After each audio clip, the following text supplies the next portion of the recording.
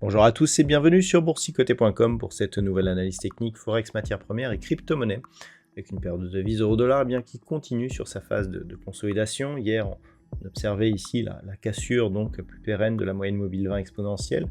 L'objectif était un retour ici sur la zone des 1.10. On est venu ici chercher cette zone puisque nous avons un plus bas sur cette bougie qui se situe à 1.1002. On peut considérer que l'on est dans l'épaisseur du trait. Et donc en cas de cassure ici, eh bien, on viendrait marquer un contact avec la bande de Bollinger inférieure, ce qui pourrait globalement changer le sens de la tendance. Alors toujours est-il que nous sommes toujours ici au-dessus d'un support oblique avec très peu de dynamique ici, qui maintient pour l'instant une tendance haussière sur un point de vue court terme. Et attention ici sur un éventuel contact sur cette bande de Bollinger inférieure qui se situe désormais aux alentours des 1.0970, eh bien il y aurait tout de même un risque de retournement. Donc pour l'instant ça reste haussier mais fragile sur cette paire de devises euro-dollar. Sur la paire de devises livre sterling contre dollar américain, là aussi on vient tester une zone majeure, la zone ici des 1.30 qui avait été le théâtre ici, une phase de résistance et de retournement ici sur la tendance court terme. Donc il est important de constater que cette zone précédemment résistance s'impose pour l'instant comme support. Attention toutefois, après ici cette dynamique haussière, on est venu consolider ici sur la moyenne mobile 20 exponentielle avant de casser celle-ci.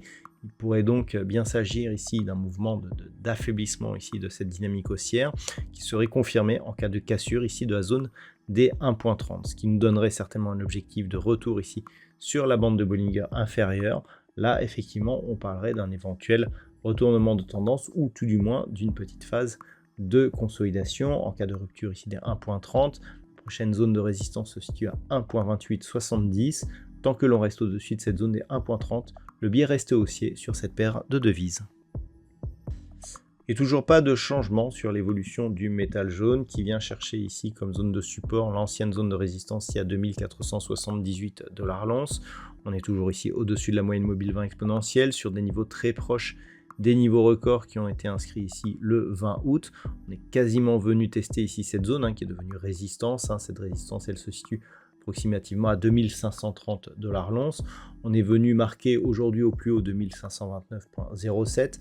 Donc en absence ici de flux, ce que l'on peut observer depuis 2 ou 3 semaines, c'est que nous avons des cours qui restent au contact de ce record historique sur le métal jaune, au-dessus de la moyenne mobile 20 exponentielle, sans mouvement de consolidation, à part un mouvement ici totalement neutre, de consolidation horizontale. On peut donc considérer qu'il s'agit d'une pause ici, dans une tendance globale qui reste haussière sur le métal jaune. Sur le WTI, nous étions ici sur une tendance qui était baissière. Hier, on observait ici la rupture de la zone de support des 67,50 $ le baril. Nous avons eu un rebond aujourd'hui qui ne fait que valider cette poursuite de mouvement puisque cette zone de support des 67,50 est devenue résistance pour cette séance.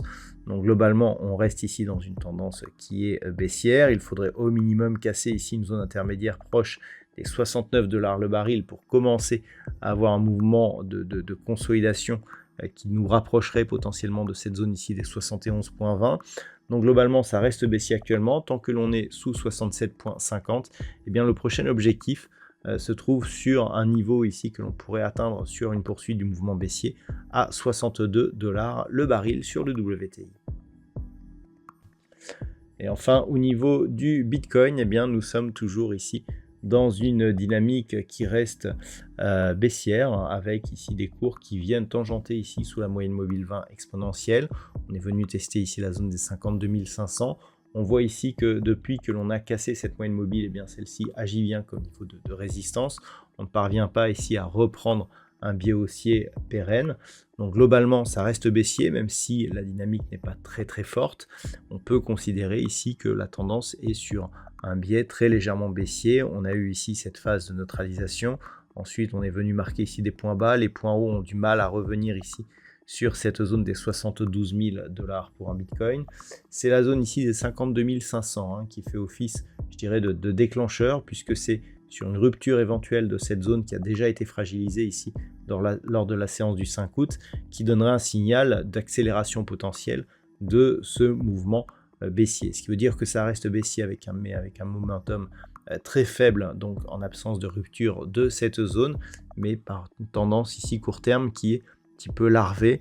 On le voit ici, il faudrait au minimum dépasser cette zone des 61 000 $ pour un Bitcoin pour sortir de cette dynamique légèrement baissière et neutraliser ce mouvement. Donc pour l'instant, c'est effectivement avec un biais assez faible en termes de dynamique, mais toujours orienté à la baisse que nous avons sur cette crypto-monnaie. Voilà donc ce que l'on peut dire sur cette analyse technique Forex, matières premières et crypto-monnaie. Je vous souhaite de passer une très bonne soirée. Demain, nous avons Trading Live à partir de 14 h et on se retrouve donc pour d'autres analyses techniques, toujours sur le site boursicoté.com.